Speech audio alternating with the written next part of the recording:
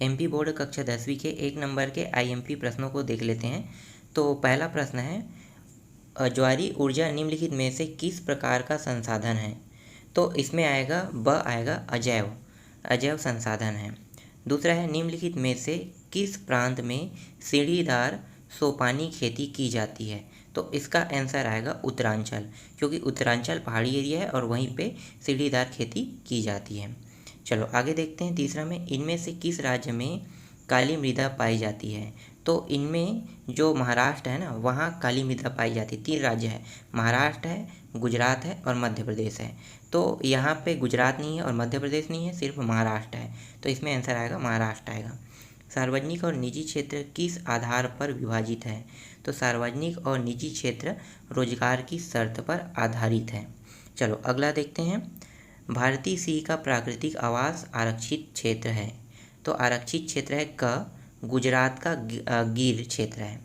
इसके बाद रिक्त स्थानों की पूर्ति देख लेते हैं। तो रिक्त स्थानों की पूर्ति में पहला है, सेवा क्षेत्र में रोजगार में उत्पादन के समान अनुपात में वृद्धि खाली स्थान। ठीक है, तो खाली स्थान में आएगा नहीं हुई है। ठीक है, नहीं हुई है।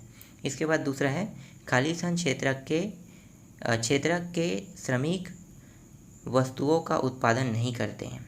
तो इसमें आएगा तृतीयक क्षेत्रक। तृतीयक क्षेत्रक क्यों आ रहा है? क्योंकि तृतीयक क्षेत्रक में काम करने वाले जो लोग हैं ना, वो किसान हैं, कृषि, ठीक है, कृषि क्षेत्र से जुड़े हुए हैं। तो कृषक जो लोग हैं वो अनाज का उत्पादन करते हैं, ना कि यहाँ पे वस्तुओं का, इसीलिए यहाँ पे तृतीयक आएगा।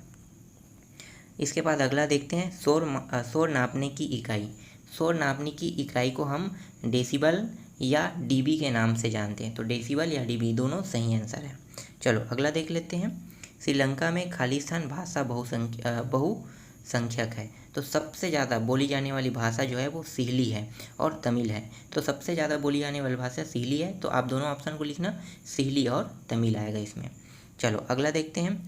भारत में साक्षरता का प्रतिशत सबसे अधिक है। तो केरल राज्य में सबसे अधिक है। फिर एक शब्द में उत्तर देख लेते हैं। तो एक शब्द में उत्तर में देखो, पहला है, 1789 की क्रांति के समय फ्रांस का राजा कौन था? तो फ्रांस का राजा था लुई 16वें था। दूसरा है, चौरी चौरा हत्याकांड कब हुआ था? तो चौरी चौरा हत्याकांड 4 फरवरी 1922 को हुआ था। भारत में कौन सी शासन प्रणाली है? तो भारत में संसदीय शासन प्रणाली है।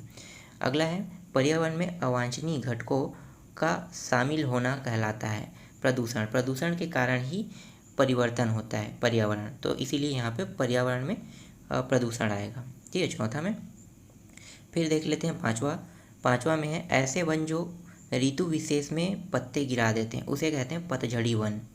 अगला है, देश के बांधों को किसने भारत का मंदिर कहा है? तो देश के बांधों को भारत का मंदिर पंडित जवाहरलाल नेहरू ने कहा है।